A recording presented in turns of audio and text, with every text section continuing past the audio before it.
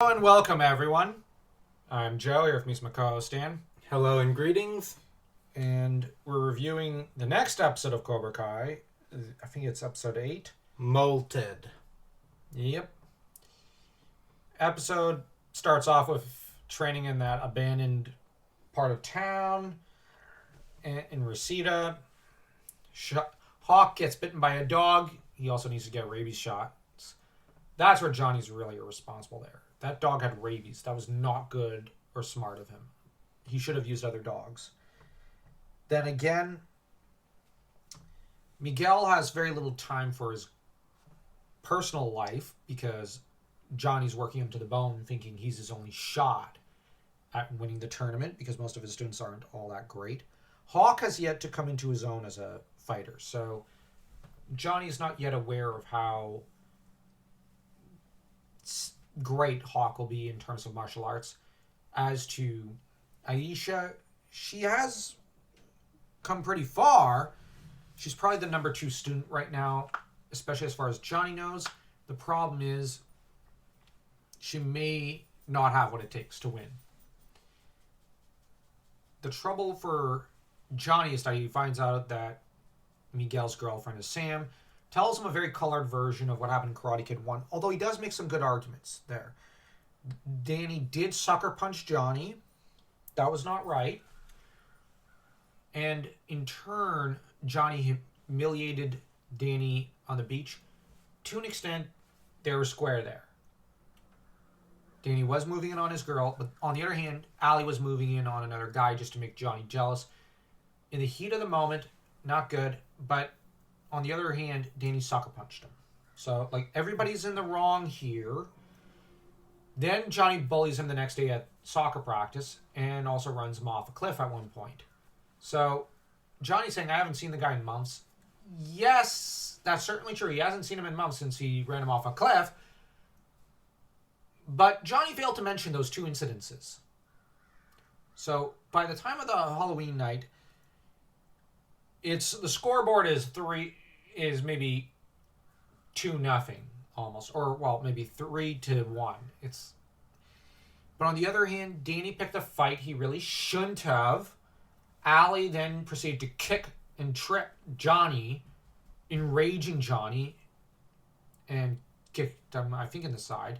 Basically, Allie just instigated things further, laughing as she did so. So, yeah, she's one of the real antagonists of Karate Kid 1. That said, what Johnny does not mention, he's almost over-idealizing Allie in his version to Miguel, when she's really more at fault than Danny was. On the other hand, he's projecting all the blame onto LaRusso, because that's what he wants and needs emotionally. And Miguel starts to kind of feel a little unsure about Sam, so he ends up later during dinner with his family, where Johnny was invited, because his mom, Carmen, just says, Hot Pockets. That sounds like the opposite of good. Okay, you know what? We have plenty of food. You eat with us. And we get a little insight into a Spanish traditional family where there's grace and whatnot. Honestly, French and Italian families do much the same. And we get Johnny explaining that just because you live in a nice house doesn't mean there's always nice things that happen to you. Where Carmen, who thought he was a empty-headed moron, suddenly realizes there's more death and sorrow to this man than previously thought. On her end, she explains that her husband was a drug lord. Or as her own mother says, meathead. Well, something like that, in a more crude term. Yeah. Very good point both ladies make, and that Carmen did not want to stay with him, which must have taken an incredible amount of courage to run away from a guy like that with her mom and her. And you got to bear in mind, I think she was probably pregnant or had a 1-year-old. The amount of courage it must have taken. That said, I'm not sure whether or not she smuggled herself into the U.S. If she crossed legally, and I don't think doing so illegally makes it right, to an extent. On the other hand, she has culturally assimilated. She has gotten a job. She is obviously a very well trained nurse, and she's taking care of her mother, and she's fulfilling her duties to her son. So I don't think we should judge her too harshly. And if you consider later the essentially marriage, common law marriage, almost to Johnny, well, she married a local. She's culturally assimilated. Like, what more can you ask? She's not bringing. Like, I'm not trying to be on one side of the debate or not, but I'm just and bringing politics into this. But I'm just saying that Carmen is actually the sort of person who's doing things right. I think in universe, on every account, and she really reminds me in a positive sense of Loretta. And when she invites Johnny to join her family for dinner, it reminds me of how Miyagi was invited for dinner. So in that regard, there's a lot of mirror images here, and I'm just praising Carmen and saying that for our more conservative viewers, I don't think anyone can judge her harshly here. And for the more liberal viewers, well, I don't think anyone could judge her. So no one can really find fault in Carmen or in the rest of the Diaz family. That being, because honestly, she's more American in some ways than any other American, especially when you consider her dream in season 5 with Top Gun and whatnot, the volleyball scene. And you have Miguel, who's more all-American than, to an extent, Johnny was in Karate Kid. Like, and Johnny was pretty all-American in there. Yeah, like Miguel's more all-American than freaking Captain America. That aside, we're just focusing on the Cobra Kai side before we move to the Miyagi-Do stuff. But Miguel calls up Sam. Well, she calls him up during dinner, and they talk via Skype or something. And she tells Danny, "Oh no, it's nothing. No one." When he asks her who's on the laptop, because he says, "Can you help me out with him mediating between your grandmother and your mother?" Then he goes, "Wait, are you talking to someone? Who are you talking to?" It can. He basically seems to offer, okay, it can wait till you're done with your call, but at least that's the implied thing with him there. He's willing to give his daughter some space, but he just needs some backup. Trouble is, Sam says, nothing, nobody, just a lab partner. Which, when it comes to women, if they don't introduce you as her boyfriend and says, "Oh, it's just a friend or a lab partner or something," that basically means you're not really the boyfriend. You're not even in the running. You're not a consideration, at least in my experience. And in that regard, I mean, no offense, ladies, break up with her. No, you have to have the self-respect and say no. Honestly, I've dated someone who's basically kind of done that to me, and I still dated her, even though I knew the reality, and later I felt very hurt. But the thing is, in that situation, is you have to have the self-respect to just say, okay, I'm out. I'm either the boyfriend or I'm the ex. I'm not sticking around. And I'm not saying divorce or something. No, I mean, like, this is when you're dating. Obviously, when you're married, different rules, because obviously she's going to say, "This is my husband," or whatever. But Sam is not doing right by Miguel, and later she's emotionally already cheating on him with Robbie. So you got that dynamic. Over on the Miyagi-Do side, Loretta comes for a visit, and Loretta is obviously very taken with her grandchildren, which, okay. She's also very taken with Mr. Miyagi still. She's still very respectful of him and talks about him like he was a good great uncle or her father-in-law or something. And Amanda offers her prepackaged salad, which seems a little insensitive considering Italians. And then she ends up saying, "Oh yeah, well, I guess, you're too busy for a lot of cooking because you're so busy being a working mom and everything. It takes a lot." But I remember where she's like, "But you're so blessed to have a partner. Remember how I didn't have a partner? I ended up having to come home and then start cooking? That was terrible." And it's like, yeah, fair. Poor Loretta. Thankfully, she's retired now, so she's like, "Oh, I remember that was the worst. I hated that experience." Essentially, she's like, Did not enjoy that. Amanda takes that as a slight, which Loretta clearly did not intend it. She was instead kind of just doting on Amanda and Danny. But, yeah.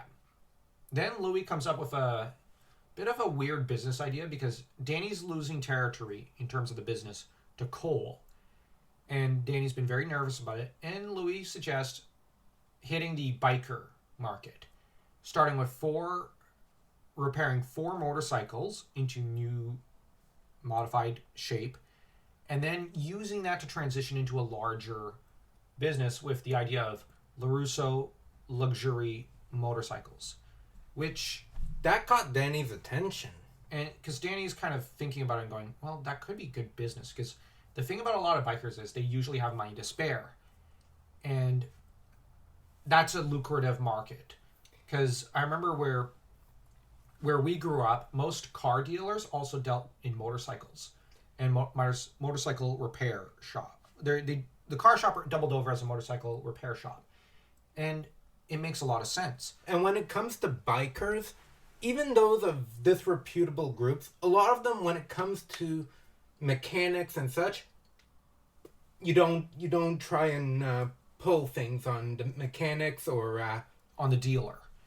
And the thing is, Louis is actually pitching a pretty good idea. Now, I'm not saying Louis is smart. No, he's obviously not very bright. But there's a good idea here. There's a good business idea here.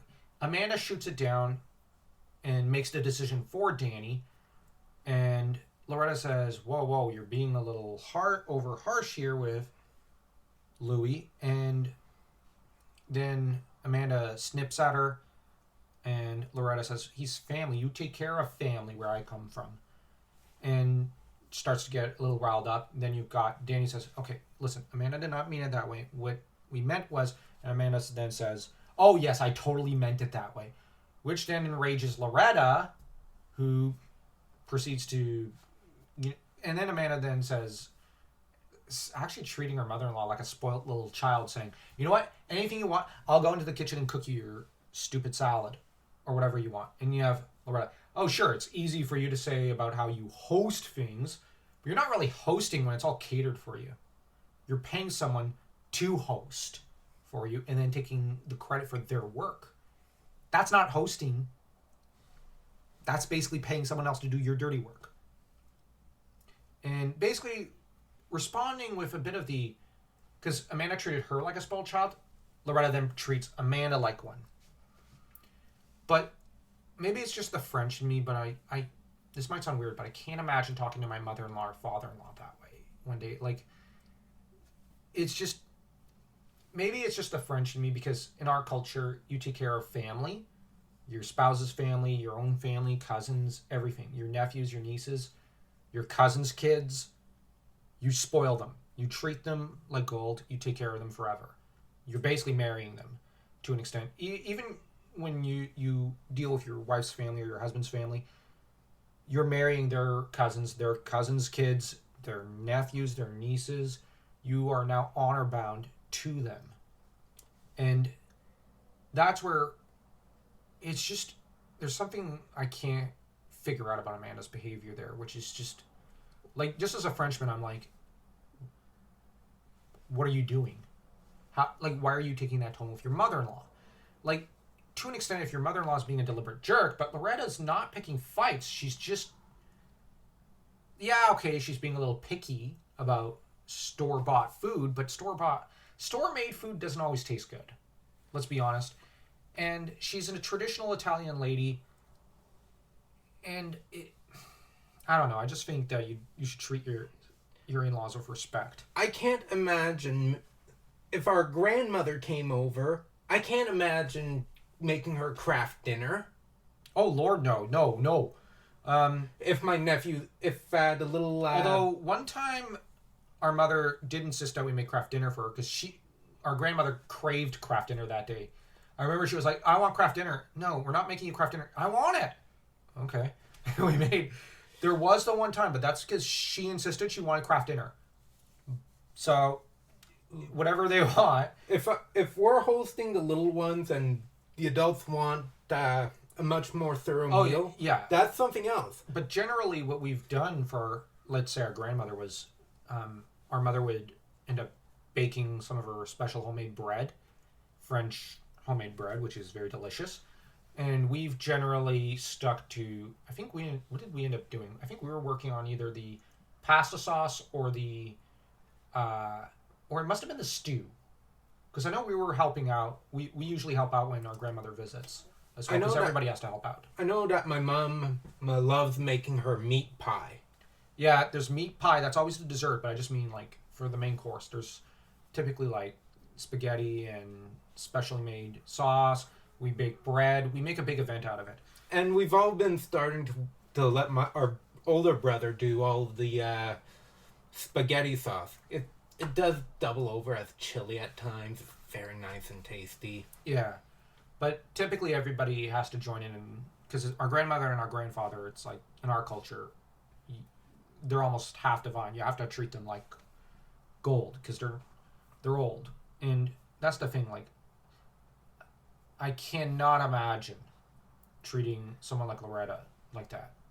It's just mind-boggling. Like, I know some people might say you're exaggerating. No, it's just culturally for us. It's just we can't wrap our heads around her behavior in this episode. Now, if you don't agree with us, that's fine. If you say, like, Loretta's acting like a bit of a jerk, okay. No, that's fair. There are some people who do deal with nightmare mother-in-laws. Yeah, and if you have a nightmare mother-in-law or father-in-law, it is healthy to eventually sort of cut yourself off from them or something. That's fine. But Loretta doesn't seem to be one. She's just insisting you take care of her husband's nephew and her son, which, okay, she's not asking for a lot, but the main thing is she's asking from Amanda is not to bully Danny and Louie, not to grind them down. Amanda should have known. She married a family of Italians. Yeah, and the Italians are infamous for starting their day with an espresso and an argument, and for just being family obsessed. They're very nepotistic. There's a reason the Italian mob, not many people break out of the Italian mob because it's just a collection of family members, cousins and distant cousins and sons and daughters, and it's this big family unit that's sworn all but oaths of loyalty to each other. That's the thing. Like, it's not just the Italian mafia that's like that. All Italians are like that.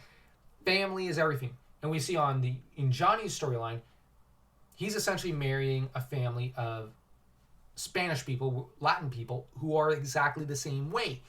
So we're seeing both cultures, but the thing is, we're also seeing the two outsiders, Amanda and Johnny, and their response to it.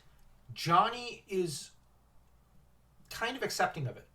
He's a lot more accepting of it and open-minded about it, although he's a little more shy to an extent, but he takes a moral lesson when Carmen says you can't let your past mistakes define your future. And he then takes heart and tries to write a letter to Robbie and whatnot. Then, Louis stupidly shows up and Louis' buddies set the car on fire. And Johnny takes off to go confront Danny. But the difference between Amanda and Johnny is Johnny doesn't mind compromising. Yes, the Diazes are integrating with American culture and American society, and basically Johnny can already see that they've basically assimilated. But now, on the other hand, this might sound weird, but Johnny has to compromise with them. Because he's essentially a father figure to Danny, he needs to actually accept some Spanish culture with him. He does need to integrate a little with them. It's a give and take thing. It's called compromise. Amanda is not compromising with the Italian culture of her family. So we kind of see this difference, and we do see the mirror image in a way. And weirdly, Johnny's a less compromising person in some ways, and yet he's learning to compromise. That being said, Miguel at the end, on his end for his storyline, goes to the LaRusso house to try to kind of introduce himself, bracing himself for the worst. And yes, he's going to crash the party, so to speak, and try to push for Sam to introduce him as her boyfriend, choosing Sam and the LaRussos over Johnny and Cobra Kai. But he then sees that Sam's essentially emotionally cheating on him, gets depressed, and leaves. And I say essentially emotionally cheating, but I know people are going to say no, but here's the thing. You can tell by body language that Sam is flirting with Robbie, and you can tell that Robbie is flirting with Sam. So Miguel reads the room very correctly that he'd be the heel. If he were to try to incest, he'd be humiliated and thrown out, and Sam would never acknowledge him as her boyfriend in front of her family right now. And he'd have to face Robbie just smirking at him. And, of course, he's got to deal with the fact of the Johnny-Danny rivalry. So Miguel, I think, was hopeful to maybe heal the breach between the two rival families of the Lawrences and the LaRussos. The problem was that there's Robbie who's throwing oil on a fire, and Sam is kind of following into the footsteps of her father, and even Allie to an extent, by starting a new feud. But Robbie is preying on this feud and using it to hurt his dad as much as possible. So archetypally, we've essentially got Robbie is essentially a cowardly bully at this point, archetypally. And he's the grandstanding bully to an extent. Miguel is becoming a bit of a shadow version of himself because his arc this season. Next season, he heals himself of that little problem. And